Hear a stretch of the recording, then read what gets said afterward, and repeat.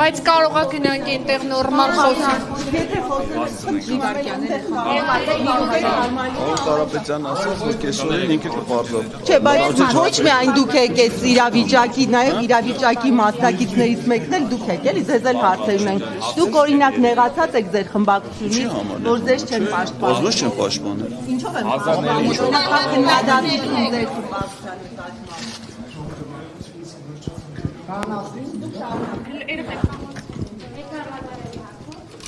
Չգիտեմ ինչ հարցով որ միջում է քննարկում